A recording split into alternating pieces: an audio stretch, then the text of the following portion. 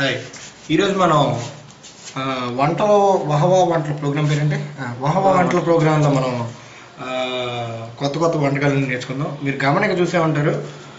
Please don't try at home. ముందుగా మనం పొన్నగంటి కూర పప్పు గురించి మనం నేర్చుకుంటున్నాం ఈరోజు. పొన్నగంటి కూర పప్పుకు మీకు కావాల్సిన పొన్నగంటి కూర ఇది రైతు బజార్లో అక్కడ దొరుకుతుంది. మీకు చాలా మందికి పొన్నగంటి కూర అంటే తెలియకపోవచ్చు, కానీ ఇళ్లలో పెంట కుప్పల పక్కన వీటి పక్కన బాగా పెరుగుతూ ఉంటుంది. కానీ మీరు జాగ్రత్త కడుక్కోవాలి దీన్ని. ఈ 10 రూపాయలకు 6 కట్టలు, కానీ బేరం ఆడితే ఇంకో కట్ట ఎక్కువ ఇస్తాడు. సో 7 కట్టలు తీసుకోండి, నో ప్రాబ్లం. బాగా కడిగిన కందిపప్పు ఇలాంటి చిన్న కుక్కర్లో అట్లాంటి వాటిలో తీసుకోండి.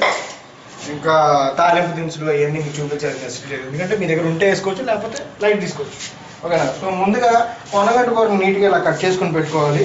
మనం కట్ చేసి లేకపోతే ఎవరికన్నా హెల్ప్ తీసుకున్న కట్ చేసుకుని పెట్టుకోవాలి. జాగ్రత్త చేతులు గట్ట తింటాయి.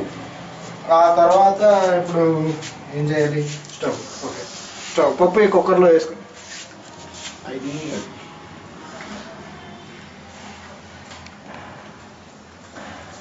ఈరోజు మళ్ళీ ఇంకొక వంట కూడా మనం చేసుకుంటున్నాం. ఇప్పుడు ఓన్లీ పప్పుతో మనం తినలేదు కాబట్టి కాకరకాయ ఫ్రై అనమాట. సో ఈ కాకరకాయ ఫ్రై కూడా మనం చేసుకుందాం.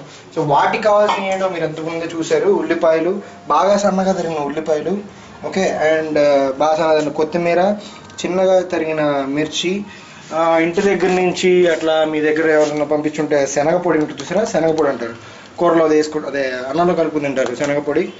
ఎట్లాంటివి మీకు కావాల్సి ఉప్పు కారం ఏమి నార్మలే, నేను మీకు చెప్పక్కర్లేదు. సో ముందుగా స్టవ్ వెలిగించుకోవాలి.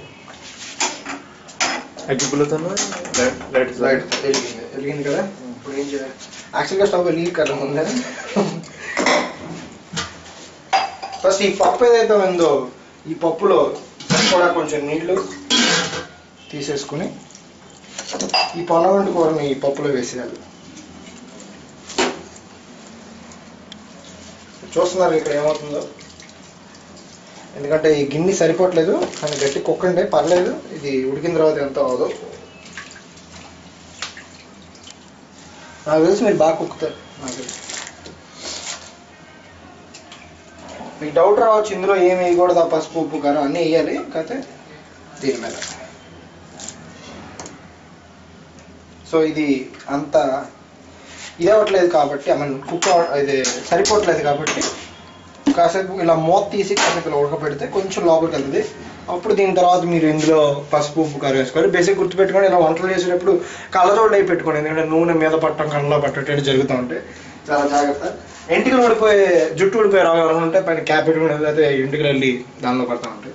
ఓకే, సో ఇప్పుడు అందులో మనం వేయాల్సిన పసుపు, దీనికి తాలింపు మళ్ళీ పెట్టుకోవచ్చు. సో కొంచెం లైట్గా పసుపు, ఓకే, పసుపు అదే చాలా మంచిది అంటారు, మాకు తెలియదు, ఏదో కలర్ కోసం వేస్తాం అనుకుంటాం. 4 ఇలా సన్నగా పొడుగ్గా తరిగిన పచ్చిమిరపకాయలు, ఓకే, వేసేసి దీన్ని మూత పెట్టేయండి లైట్గా ఓపెన్.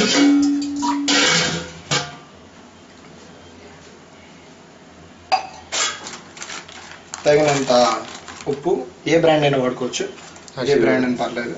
మామూలుగా పప్పు కాబట్టి స్పూన్ ఉప్పు, లైట్గా కారం, చాలా తక్కువ కారం, ఏంటంటే టేస్ట్ కోసం అన్నట్టు, కొంచెం కారం కోసం అంతే, జస్ట్ అంతకు మించి కారం వేసుకోవాలి. మళ్ళీ కొంచెం మీకు పులుపు కావాలి అనుకుంటే మీరు కొంచెం చింతపండు వేసుకోవచ్చు, లైట్గా కడిగి వేసుకోండి, చాలా తక్కువ వేసుకున్నారు కదా. సో ఇది చూడడానికి చాలా బ్యూటిఫుల్గా ఉంది, తింటే ఎలా ఉంటుంది మన నాకు తెలియదు. సో ఇలా మూత పెట్టుకుని మూసేసి అన్ని వైపులా లోపల చూసుకోవాలి, రోజు తిప్పుకోవాలి. ఎందుకంటే ఒకసారి కుక్కర్గా అట్లా పేలుతూ ఉంటాయి కుక్కర్లో, చాలా జాగ్రత్తగా ముందు చెప్తున్నాను. సో ఇది పెట్టేసాం కదా. సో ఇప్పుడు అది అలా అవుతూనే ఉంటుంది, పెద్ద ప్రాబ్లం లేదు. ఇప్పుడు మనం కాకరకాయ ఫ్రై ఎలా చేయాలని మనం చూద్దాం. ఎలా అంటే ఇప్పుడు మనం కాకరకాయ ముక్కలన్నీ జాగ్రత్తగా ఇలా నీట్గా ఇలా కోసి ఇలా కొంచెం ఏళ్ళతో ఇలా తీసి పెట్టుకున్నాం. సో ఇలా పెట్టిన కాకరకాయలు ఏం చేయాలంటే ఇప్పుడు ఏదైతే ఉల్లిపాయలు ఉన్నాయో ఈ ఉల్లిపాయలు బాగా చిన్న చిన్నగా ఇలా ఉన్నాయి కదా, వీటిలో పచ్చిమిరపకాయలు మొత్తం, కొత్తిమీర,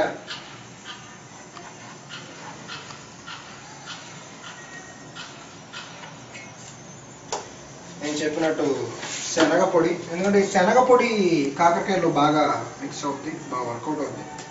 3 స్పూన్లు వేసుకోండి.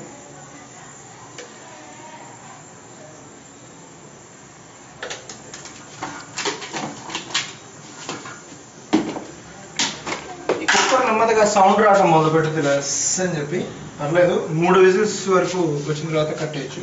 యజమానులు మీకు డిస్టెన్స్ కూడా ఉంటుంది, పర్లేదు. ఓకే,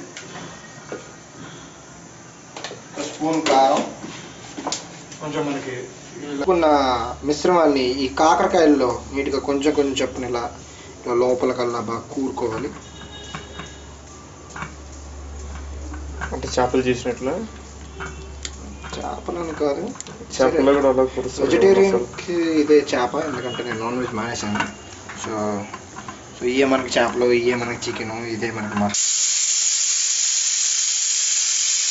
స్టఫింగ్ అయిపోయింది.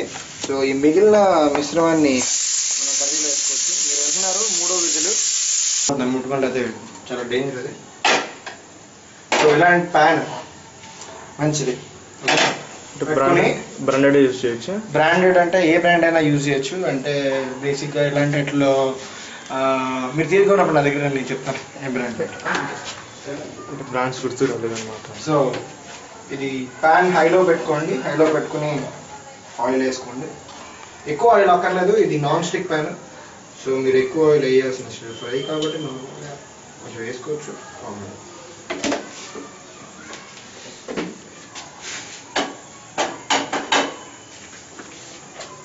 సో నూనె బాగా వేడైన తర్వాత జాగ్రత్త, మరి దగ్గరికి వెళ్ళకూడదు. నువ్వు నా స్క్రిప్ట్ నువ్వు చెప్పకూడదమ్మా, నువ్వు వీడియోగ్రాఫర్, ఓకేనా? నువ్వు ఇట్లా మాట్లాడి నువ్వు డామినేట్ చేస్తే ఎలా? నూనె వేయడం పేషెన్స్ ఉండాలండి, దేనికైనా పేషెన్స్ ఉండాలి, వెయిట్ చేయాలి. మీకు అన్నిటికన్నా ముఖ్యమైన విషయం చెప్పడం మర్చిపోయా ఇక్కడ. ఇప్పుడు ఈ పొన్నగంటి కూర కానీ ఇది కానీ తినేటప్పుడు ముందుగా మేమే చెప్తున్నా, పొద్దున్న టిఫిన్ చేయకూడదండి, చాలా జాగ్రత్త. ఎందుకంటే ఆకలి మీద టేస్ట్ ఎలా ఉన్నా తినేస్తారు మీరు. సో ఇప్పుడు పొద్దున్న టిఫిన్ చేయటాలు ఇట్లాంటివి చేయొద్దు. సో ఖాళీ పొట్టతోనే మీరు వండితే చాలా బాగా వస్తాయి. సో ఇప్పుడు నూనె వేడైపోయింది. సో ఇప్పుడు నీట్గా నెమ్మదిగా వీటిని జాగ్రత్తగా వీటిని ఇలా నెమ్మదిగా ఇలా ప్లేస్ చేసుకోవాలి ఆయిల్లో. సో ఇలా జాగ్రత్తగా నూనె వేడైపోయినా పర్లేదు, స్లోగా. నో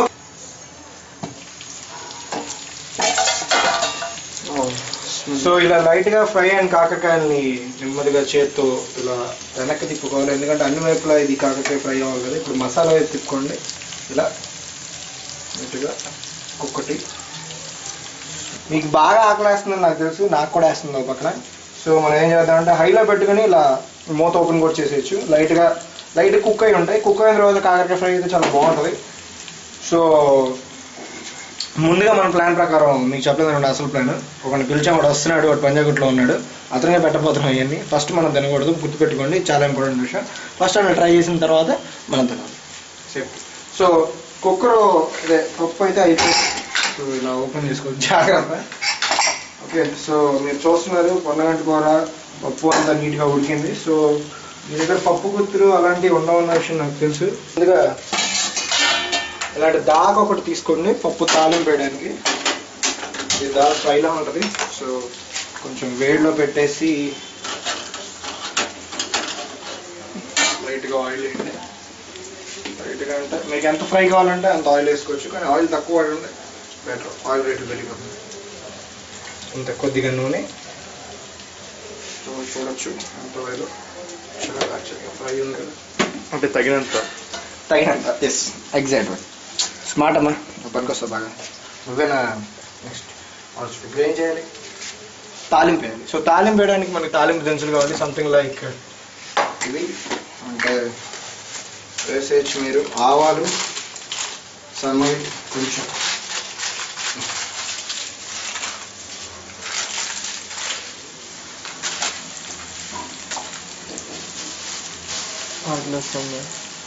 చాయ్ మినపప్పు, అక్కడ కసిపాగా అయిపోతుంది. ఈ పచ్చి మినపప్పు, జీలకర్ర బాగా ఇంపార్టెంట్ అండి. జీలకర్ర ఎంత ఎక్కువ వేసుకుంటే అంత బాగుంటుంది. మరీ ఏం చెప్పాలా అని కొంచెం ఎక్కువ అయిపోయింది.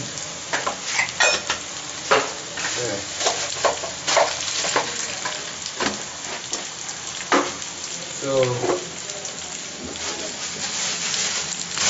సిమ్లో పెట్టండి, తాలింపు మాడిపోద్ది ఒకసారి. అంటే లైట్గా మాడిన తాలింపులోకి జల్లి రెస్పాన్సిబుల్గా ఈ పప్పుని మొత్తాన్ని వేసేసుకోండి.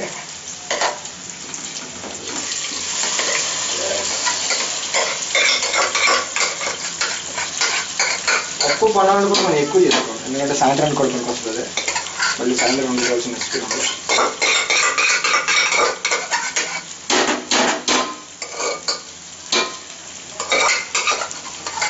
సో ఈ గిన్నె పారేయకుండా మీరు ఏం చేస్తారంటే ఇందులోనే కొంచెం వాటర్ పోసి మిక్స్ చేస్తే